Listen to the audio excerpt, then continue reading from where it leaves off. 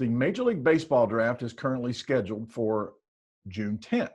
A name that will probably be called pretty early in the draft is none other than left-handed pitcher Nick Swiney, who, by the way, now we need to call an All-American. Nick, congratulations. Collegiate Baseball named you a second-team All-American.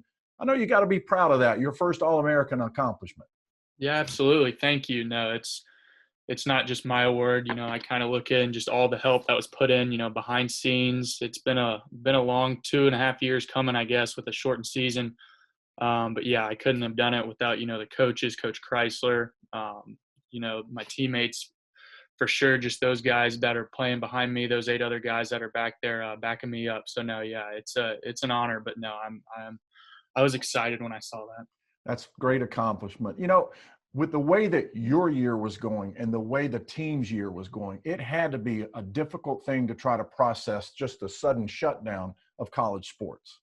Yeah, I mean, for sure. You look at it not only from my perspective, but I feel bad for other guys as well. You think, first off, the 2 that really stood out to me were Austin Murr and Devontae Brown. You've got a kid coming in from a junior college in Austin, and he gets his true taste, a real dose of how a Power 5 conference baseball really works. ACC, granted, we only had 1 week against Virginia. But yeah, and he was a great leadoff for us. He put up a lot of runs for us. And then just Devontae coming in, having high hopes this year, and having his season cut short. But just when it cut off, I mean, he was really, really rolling. So, but yeah, I mean, just all those guys out there, the freshmen, it definitely hurt. So this was your first year as a starter. You'd been a middle reliever. Give me the mentality, the difference in being a middle reliever versus being a starter. Yeah, so for sure, coming out of the pen and starting, it's 2 different mind games for me, like how I'm going to approach my outing. So out of the pen last year is more or less I was a thrower. I would come in with guys on base, havoc out there, and I thought my job was, hey, get us out of these jams. I thought I almost had to go out there and strike everybody else out, and I thought that was my job. But this year, looking into it, talking to Coach Chrysler and Patrick kind of just in practices, like I don't want to be that starter that was going to be in the 5th inning with 100 pitches. I want to be in the 7th, 8th inning, giving my chance a chance to win. I have 8 other guys back there for a reason. Let them, do their job. They put the runs up for me. So that was just my main thing this year, is going in. Like I didn't have to be too perfect or try and throw it 100 miles per hour, just trying to get it by everybody. So no, yeah, that was the biggest thing for me this year. And you were able to really chew up some innings this year. 6 innings pitched was the lowest you did the entire year. You would go deep into games, and the strikeouts were still there. You had 11, the 15 against Purdue, and then 5 in the win against Virginia, a 4-0 record. Let's specifically talk about that Purdue game. You're playing in Minnesota in a football stadium, and you have 15 strikeouts. How was that day for you? Yeah, it was fun. We get off the plane and we get to go to practice, and the stadium, it's eye-opening. It's huge. It's empty. A lot of purple, but yeah, no, it's an experience that, I'll never forget. Going into that start, I don't like to look in too much on what that team has. I think my job is to go out there, pitch. I don't need to worry too much and think about too much out there.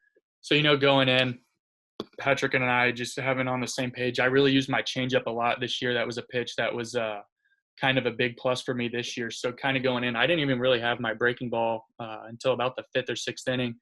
But Patrick and I are on such a good page. He gets to know his pitchers very, very well. There's a reason why he's going to be a first rounder most likely. It's kind of funny because there was a point in time, I tell people in my Zoom calls, Patrick wouldn't put down a sign sometimes and I would know what was going to be called.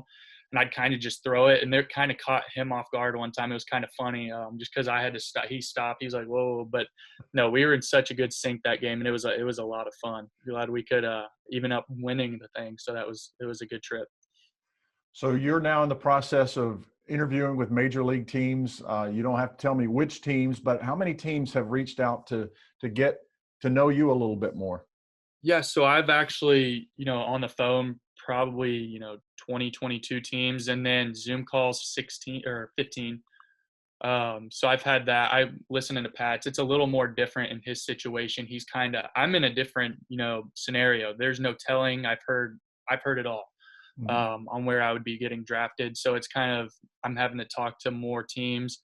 While Patrick might have it a little more, an idea of where he's going. So no, it's fun just because they get to see, a different side of me.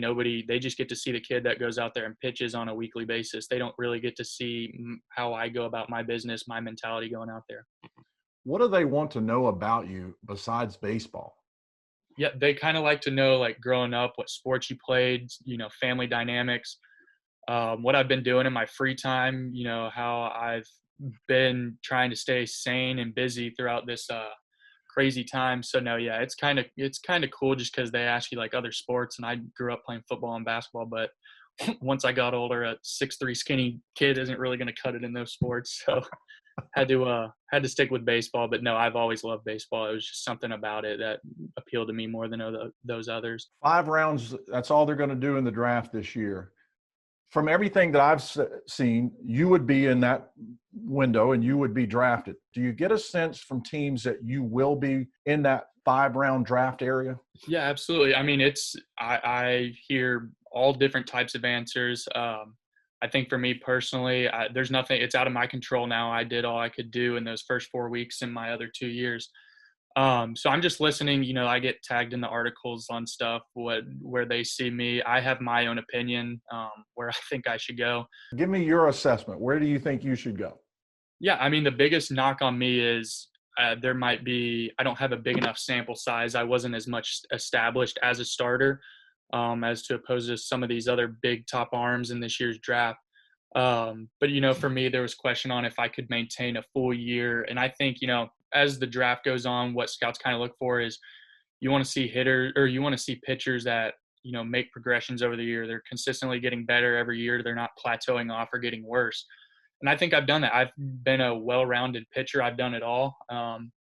Granted, only 4 starts this year, but I've heard, you hear the supplemental picks, the late supplemental picks, the first round. I've heard anywhere in the second, and then, early possible third. So those are where I've been hearing my name kind of fall into. So, I don't try and look into it and really engrave in too much of it, just because you can start to question yourself, and it's not going to end so well for my personal sake. So I kind of just listen to everybody's opinion, and whatever happens, happens.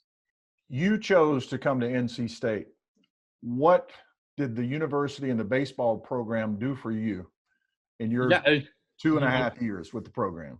Yeah, coming in, I kind of had a different route. I was committed to another school beforehand, in high school. Certain things changed, and I took a different route, and took other visits. And, when coming to NC State, Coach Avent, it was just a really close fit, like close-knit group of guys. It's a family atmosphere. Everybody does stuff together. And just the way that they were approaching their practices and their games when I would come and watch on visits and stuff like that. And it was just something that really appealed to me, that I'm really close with my family. And, that was something that was playing into my decision as well. It's not too far from home, but it's not too close as well.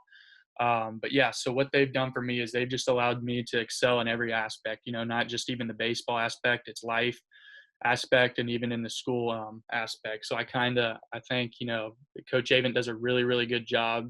He always treats us like his kids. We're basically his kids. And, I hate that we can't be there. We should be preparing for super regional right now, but we gotta deal with what's going on.